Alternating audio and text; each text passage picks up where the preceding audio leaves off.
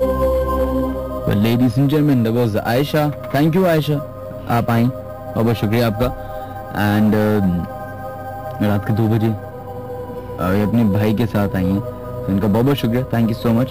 And देख लिया आपने, आप लोग समझते हैं कि हम लोग जरा लोगों को बता दें कि यहाँ पे शो में क्या हो रहा है अभी, किस तरह से हम शो कर रहे हैं. आप जरा खुद ही बता दीजिए. लोग अच्छा ये समझेंगे कि ये भी प्लांटेड है एक्चुअली, लेकिन लोगों का क्या है, समझते रहे. बताइए, अभी आपने शो तकरीबन आधे पौने घंटे बैठ के सुना है, तो किस तरह हुआ ये शो? आवाजें सुन के बता सकते, उनको मुझे पता चल गया किस तरह की आवाजें आ रही है यहाँ पे. और I am so much scared, अभी बैठे बैठे इतनी अजीब सी आवाजें आ रही थी और मैं खुद भी नहीं पता कहाँ से आ रही है, पर आ रही है.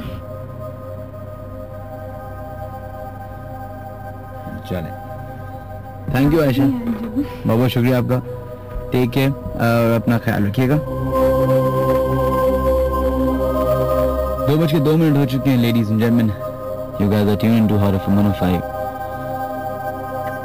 My name is Minhaj Ali Askari and this is the Late Night Horror Show. Alright folks, welcome back once again. 2:06 हो चुके हैं. You guys are tuned into Horror FM 105. Welcome to the Late Night Horror Show, ladies and gentlemen. 111-000-105 वो number है जहाँ पे आप लोग call in कर सकते हैं और अपने वाकयात जो आपके साथ पेश आए वो शेयर कर सकते हैं. बढ़ते अपने नेक्स्ट कॉलर की तरफ और देखते हैं लाइन पे कौन है मौजूद. हेलो, अस्सलाम वालेकुम. वालेकुम अस्सलाम जनाब, कौन है वैसे लाइन पे मौजूद? अब्दुल करीम अर्ज कर रहा हूँ, जमशेद रोड कराची से. जी अब्दुल करीम साहब, कैसे हैं आप? बहुत अल्हम्दुलिल्लाह, आप सुनाएं. अल्लाह का लाख लाख शुक्र. जी, क्या वाकया आपके साथ पेश आया? बहुत वाकया है, ये मोहल्ले का, ये मकान नंबर C85 या 86 है, जमशेद रोड नंबर 1.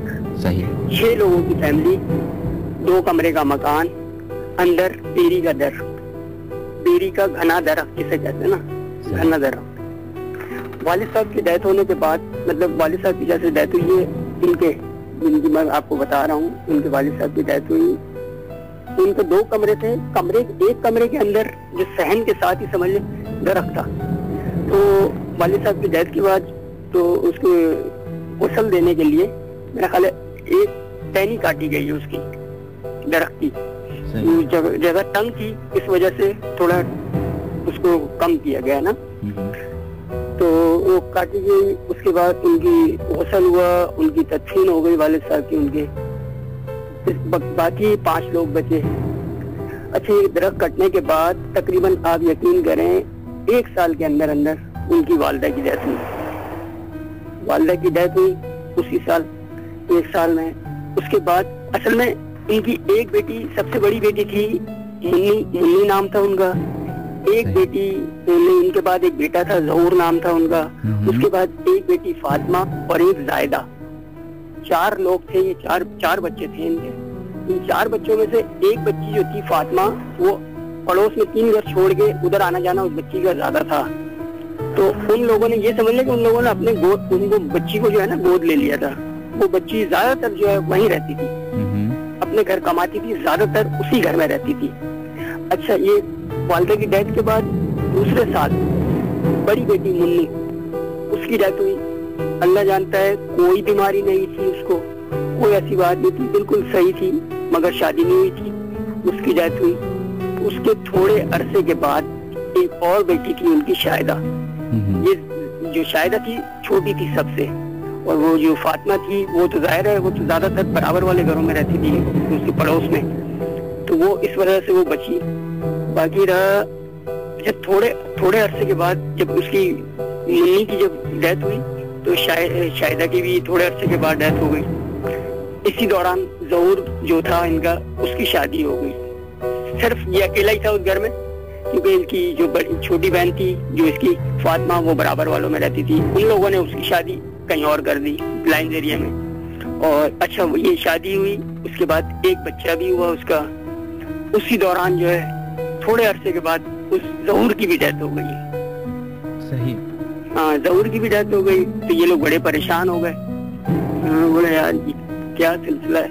असल में वो फिर मकान इस तरीके का था ना, मुझे जहाँ तक डाउट है बेरी के अंदर 89% या 90% जो है बेरी के अंदर तासुरात ज्यादा होते हैं.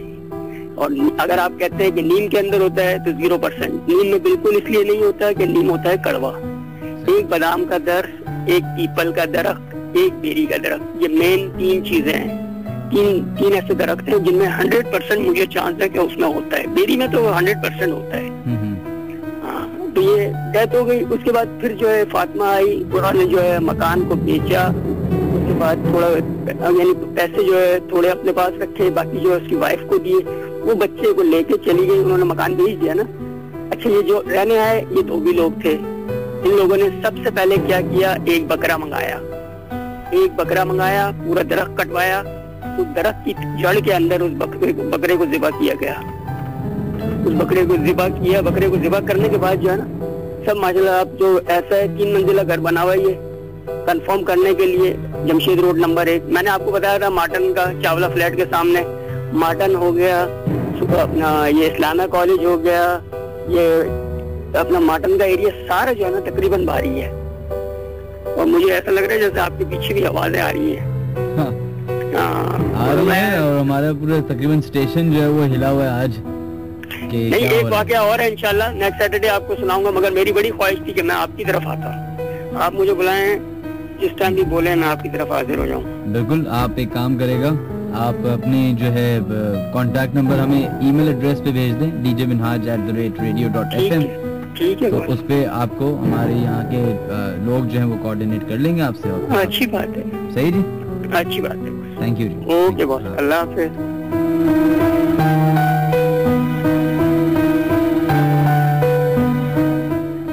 2:11 हो चुके हैं।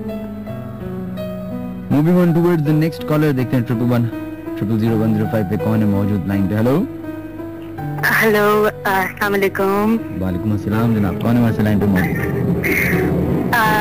मेरा नाम मिशाल खान है और I live in DHS phase 8।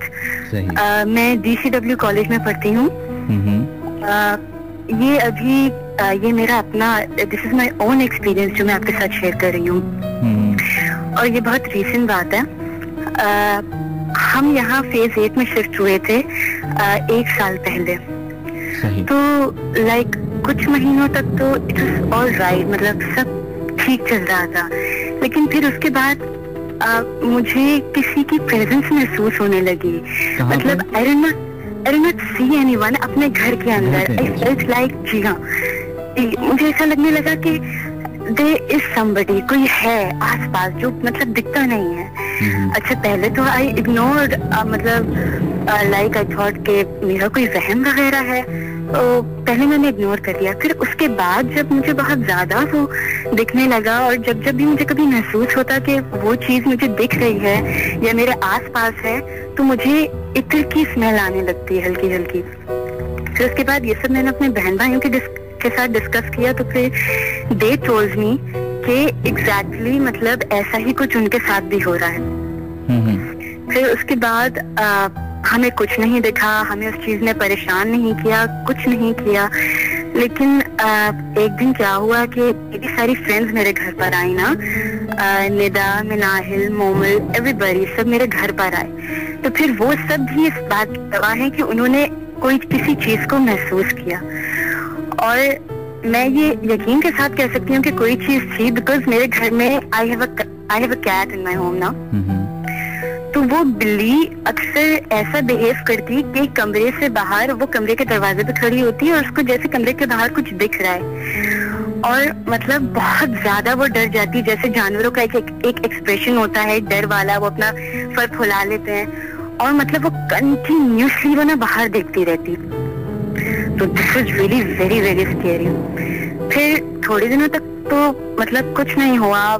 I told this all to my friend Abbas and he told me कि मिशाल you have to change this house, but लेकिन फिर कुछ नहीं हुआ। लेकिन एक दिन क्या हुआ कि वो जो मेरी बिल्ली थी उसने किसी कॉर्नर में जाके उसने ना गंदगी फैला दी, नापाक कर दिया जगह।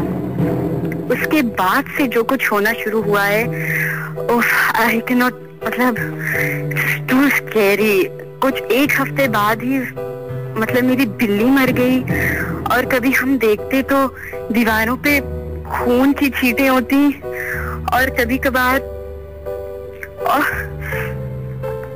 एम सॉरी, मुझे ऐसा लग रहा है वो भी मेरे आई एम सॉरी, मैं इसके आगे आपको नहीं सुना सकती। I am so sorry. Allah Hafiz. Hello hello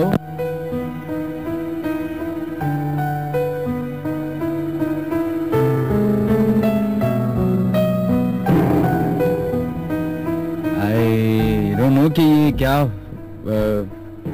इन साहिबा को क्या हुआ। मिशाल इनका नाम था आई बिलीव। एंड मिशाल, अगर आप अभी हमारी आवाज़ सुन रहे हैं तो please stay calm and don't need to panic. और खैर ये उनसियत हो जाती है जब आप अपने किसी, एक्चुअली हम तो जानवर कह देते हैं लेकिन उनके लिए तो ये बहुत, जानवर लफ्ज़ बुरा होता है जिनके लिए। जैसे मैंने अपने घर में पैट्स रखे हुए थे, तो जब उनकी डेथ हो जाती थी, मर जाते थे, मुझे भी इसी तरीके से रोना आता था या तकलीफ होती थी। और मुझे अभी भी एक्चुअली महसूस होता है अपने घर में। मेरा एक बहुत पुराना बिल्ला था मेरे पास, पर्शियन कैट का, और वो अचानक से एक दिन मर गया। मतलब अचानक से नहीं, उसका एक मेडिकल रीजन था, लेकिन मुझे आज भी ऐसा लगता है कि जब मैं घर में दाखिल हूँ तो वो अचानक से मुझे नजर आए। क्या वजह है? Is it psychological reason?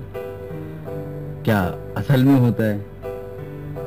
उसके बारे में तो मैं कुछ नहीं जज कर सकता, लेकिन मिशेल, जब अगर आपको मौका मिले तो आप जरूर दोबारा कॉल कीजिएगा एंड स्टे सेफ। रोने की जरूरत नहीं, और मैं आपको और क्या बोल सकता हूँ।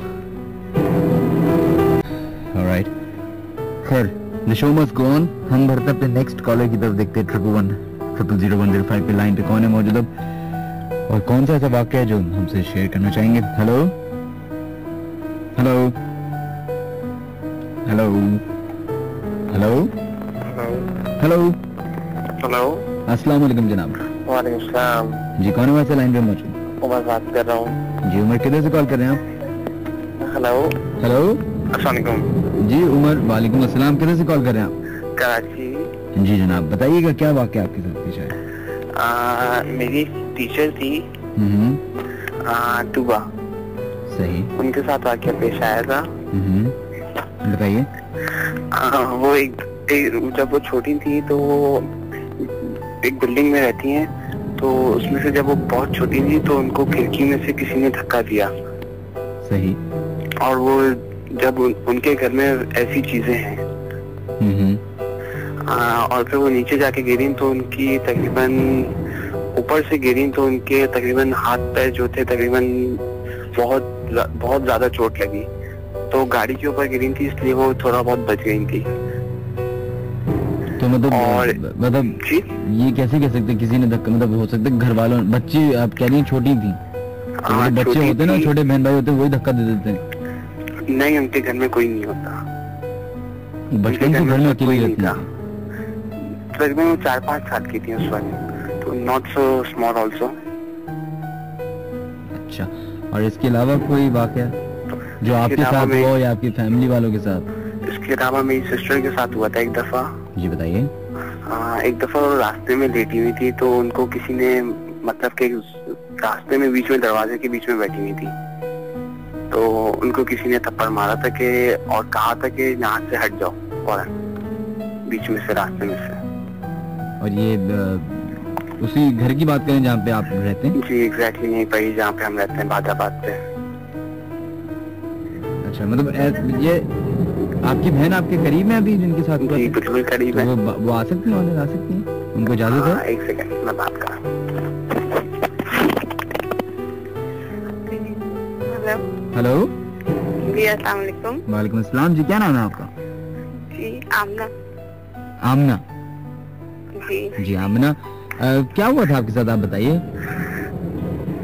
तो मैं रात के टाइम बैठी हुई थी बीच में, तो क्या हुआ, एकदम से किसी ने थप्पड़ मारा, तो मैं एकदम से डरी, चीखी, फिर मेरी अम्मी आ गई। ये हुआ था।